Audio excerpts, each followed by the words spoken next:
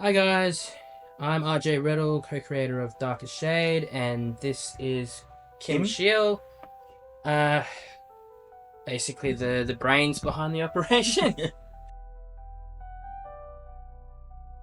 Okay, so we started in it goes way back to almost 2009, but that was the very beginnings, the roots of the idea. But the Darkest Shade itself sort of came about when we made the short film in the pitch black, and we started doing really well on the festival circuit with that, and I came up with this idea of taking it further and making a feature out of it. And went to Kim because I knew he was another talented writer, and I thought, well, if we can collaborate on this and create something truly remarkable, then um, you know, we should sit down and at least discuss it. And I think it was a year and a half later we had a full version of the feature script, and Mm. from there we pitched it around to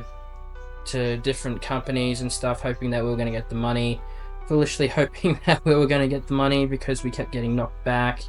Some of the things that were in the screenplay, they were just too beyond what people were used to, and they couldn't visualize what we were trying to get and what we were going for. And so we discussed potentially turning it into a comic book.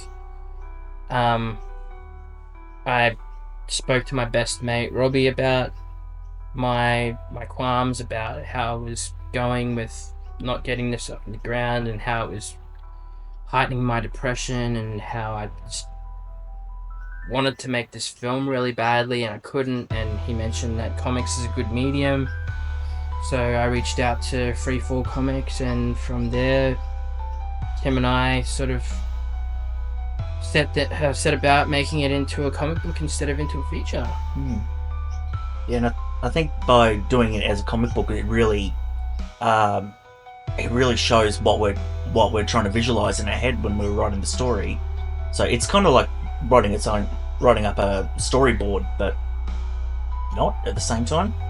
And we're able to go to some places as well that are quite visual that we would never be able to go with the budgets that we could get on Yeah, films as well. Like, I think the short film cost something like $60,000, and that didn't have very many VFX at all, and it was all cost of the people that were working on it. And one of the upsides of comics is we can go as visual as we want, and the pages are always going to cost what the artists are asking for. mm. So we could get the same amount of detail out of something big and bold that we could get out of two people in a room. And that was a huge draw for me because we wanted to go as big and as bold as we could with this particular story, and we wanted it to be human, Mm.